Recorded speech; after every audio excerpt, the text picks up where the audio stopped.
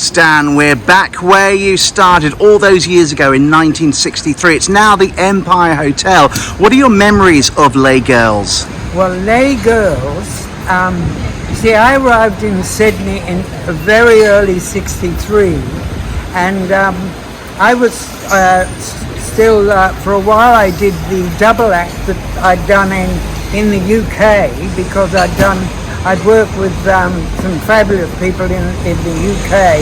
You know, I did pantomime with Petula Clark and Tommy Cooper. I'd done shows on the Anthony Newley show, touring around with our act. Also, we'd worked the army bases in Germany. So anyway, here I was, fresh from England, and we were still doing the act, and we were doing the act at Sammy Lee's Latin Quarter. He booked us for 2 weeks. Now, that's when I met Sheila Cruz, who was the choreographer for the Les Girls. And she said, there's a job has come up, because we were splitting the act up because my partner, Neville, was going to get married and do a day job and blah, blah, blah. So Sheila said, would you be interested in doing the male dance? We need a male dancer for Les Girls. Well, I'd never heard Les Girls, you know, prior to this. So, but I had been, one night I went to the Jewel Box Review, and I'd never seen a drag show before, ever, you know. But they weren't called drag queens in those days. They were called female impersonators. Anyway, I said to Sheila, well, what's the show all about? She explained it, you know, it was in drag and boys dressed up as girls. So she said, come up, I'll take you up and we'll see the show. Well, I came up and I saw the show, and it was just fabulous, you know. And she said, the job is there, would you like to be the male dancer in the show? So I said yes. So I came into the show strictly as the male dancer. And I had a little spot in the middle where I did a bit of a dance and all that. But then as time went on, I got involved in the production numbers. Now the compere, Peter Moselle at the time, he used me in comedy sketches, you know, doing that. And then I started doing comedy drag, which I loved doing, you know. I would lip sync to hits of the day. I'd do things like My Boy Lollipop, and then it was me that invented the sketch of Always Something There to Remind Me, the black baby, pregnant, blah, blah, blah. And as time went on, I got into more glamorous drag, you know, and when Peter Moselle left the show, a male comedian took over the comparing, and I was still doing all the comedy in the show, and Carlotta was one of the dancers. And now Carlotta at that time I knew as Ricky Byron, and but she used the name Carlotta, and Carlotta, she was just something else. I mean, she was just magic. They all were magic, you know. Asia and Monique St. John and people like that. Monique St. John came in later.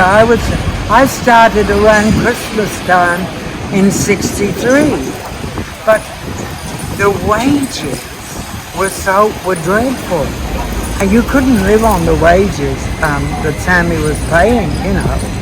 And I was living out in the suburbs, out at Lidcombe. Now we used to rehearse every 6 weeks for a new show, but I used to do, I had to do a day job. I did a day job plus lay girl. And when it was rehearsal time, I used to I'd do a morning shift. I was working at dairy farmers factory in Lidcombe, and I was doing the two jobs. You know, I was doing the drag at night, 6 days a week. 3 shows on a Friday, 3 shows on a Saturday, and we had the Sunday off. But you know, I met, see, over there, that used to be the jewel box down there with just down there. That was the jewel box review, right? And here, there on that corner there, that was the ANZ Bank, and next door there, that store Apex. That used to be a very upmarket jewellery store. Here was, I think, here was a strip club on the corner there, and all the way down there was strip clubs. You know, they had the bouncers out the front and what have you. And of course, up there the fountain was there. But that was the Lay Girls building. The Empire. The Empire. That was the Lay Girls. And those windows down there on the first floor, they were our dressing room windows, right? And that's where we did the show. But we used to get packed. But in those days, in the 60s, people used to come to see the show. Women would come in long gowns, and the men were in sort of, you know, a dinner jacket and a bow tie. It was very, you know, fine dining and all that. It wasn't a gay venue at all. It was, Sammy aimed for the straight market. Sammy Lee. Sammy Lee. Now the show was owned by Sammy Lee and Reg Boom, right? Now Sammy Lee was the main name. Reg Boom was his partner. Now Sammy Lee had the Latin Quarter down in town, in the city, where I had appeared with Neville doing the act. Now over the years, we used to get a lot of stars from overseas, and if they were appearing at the Latin Quarter, they would come to our show first. Like we had the likes of Shirley Bassey came to see the show. Matt Munro was a regular visitor. I always had my doubts about Matt. Did you? Another Munro? Yeah, and he was a lovely chap. And we had lots of stars. Rosemary Clooney dropped in, and Natalie Cole. And you run into with the police? Oh, well, yes. Well, I remember one night, because I used to walk up William Street to work, and one night I got robbed. I got bashed. I got bashed and robbed on the way to work. This is true. That was in those days, you know, pufter bashing in those days. And also, I'd been picked up by the police quite a few times. But see, the thing is with the police in those days, they would say how much money you got in your pockets, and you would just empty your wallet out to a policeman, and they'd let you go.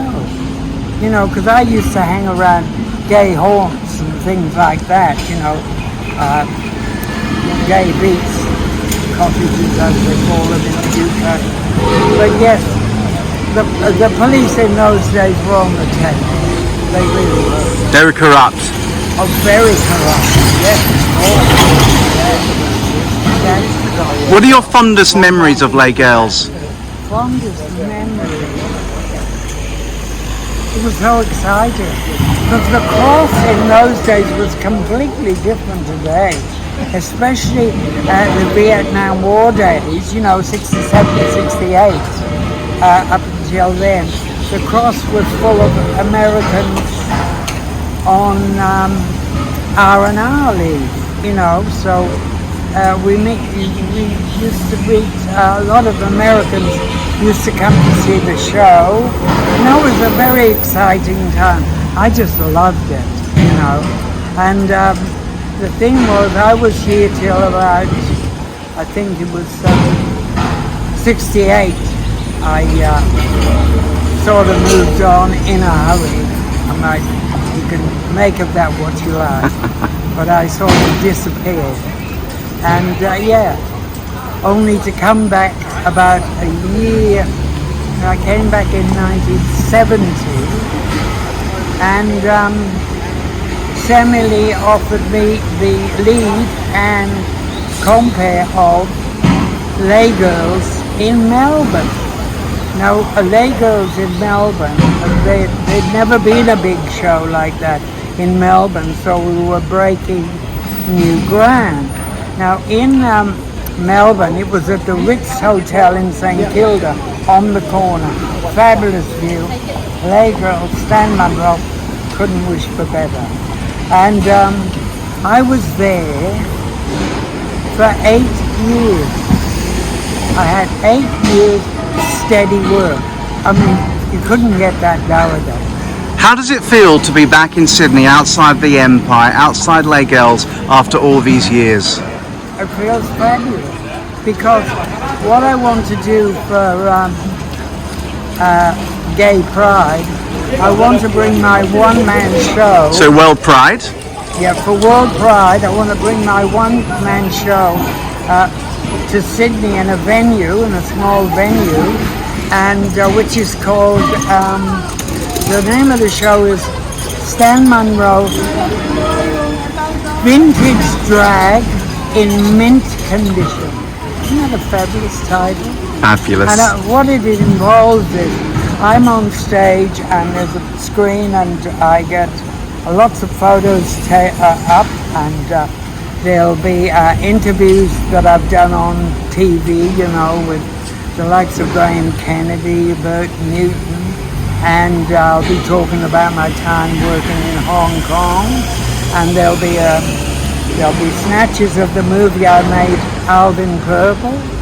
There'll be snatches of the movie I did with Jeff Bridges, which was called The Yin and Yang of Dr. Go.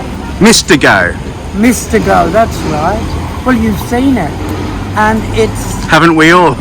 It's the worst movie you've ever seen. But the Alvin Purple thing got me a lot of work. Because after I left Lay Girls in Melbourne in 78, I went solo and I just toured, and of course I worked in Beirut, and I worked in Hong Kong and Singapore. Thailand, you've performed? I've performed in Thailand. UK? And yes, of course, I've worked at the Two Brewers. The last time I was in London, I worked at the Two Brewers on the corner in the West End. What advice do you have for the drag queens of today? Learn to sing. Learn to sing. Learn to sing, because there's so many people out there. I sing in my act, albeit not a very good voice, but when you're all feathers and things, they don't listen to, the police are coming. Oh, talking of the police, yes. Oh! We're all in force today. Yes. So that's the advice for the drag queens. No, I say to them, learn to sing. Learn to sing. Because it's all happening in the cross. Because I think eventually, I don't know, there's some wonderful, I'm not looking knocking people that lip sync, but see, I don't do shows I don't do gay clubs. I never have, because there's no money in it. I've always worked through a straight audience and just got away with it, you know. And I, usually do about an hour stand-up and where I do gags and songs and, tell the story of my life, yeah. And of course, on the TV, RuPaul's Drag Race, would you ever have considered going on that if you were younger? Oh, if I was younger, but no, not now. Would you be a judge on it? Oh, I'd love to be a judge, yes. You would be amazing. I'd love to be a judge because I've seen drag all over the world. And I've seen drag in London, and I love the Thai drag queens. They have such fabulous shows, in Bangkok and Pattaya, and there you go. The book? Oh, my book, yes. Well, the book should be out in this year sometime. It's not a colouring angel. It's the honest truth. Because what's the point in telling lies? Because people can check everything. I've been very, very honest. The bad times and the good times. And I've had some really bad times, I've struggled. But I've always managed to keep my head above water. I'm happy in my life at the moment because I've got a lovely home up near Byron Bay, and yes, I'd hate to be living today and being a renter. I like my own home, and I like the dogs and the beautiful garden. Well, you've been to mine. It's beautiful. And yes, I've got a good life. And of course, 2023, I'll do the maths. Is that 60 years of Les Girls? Well, next year, 23, it'll be 60 years since Les Girls opened. But like I said about bringing the show here, that'll be in the hands of Stuart Denton, who'll be handling all my publicity. And so there you go. So everything will be happening. And I'm really pleased to be back. I haven't stopped talking since I got here. Mind you, it's taken me 6 weeks to get to Sydney because of the floods. And every time I was, I tried to come down here and, catch up with everybody and organise things for World Pride Day, next year. I had to be here, and I was booked to be in Mardi Gras this year. I had a costume made and everything, and I was to be in the Mardi Gras and the SCG, wasn't it, Sydney Cricket Ground? And I was going round with a group, and I was to be with this group, and it didn't happen. Ballina Airport was flooded, but last Thursday, when did I come down? What day is it? Where am I? You came on Saturday? It was Saturday. I came down Saturday, and I haven't stopped talking since I've been here. And I'm feeling great, and I'm feeling very fit because I don't drink, I don't smoke, I exercise a lot, and I'm in my 80s, and I think I'm doing okay. For my age, yeah. Anything else you'd like to add? No, all I'd like to add is it's lovely to be back in Sydney and catch up with some wonderful people, the likes of Monique Kelly, Lance Day, Stuart Denton, you of course. William Broome. And Foxy, who's been, because I keep getting lost. I do, I've got a terrible sense of the direction. I used to know the coast like the back of my hand. And I know the back of my hand. And I also know the palm of my hand very well. Make of that what you like. But yes, I'm very happy. great to be back. And to all my friends out there on Facebook, I'll talk.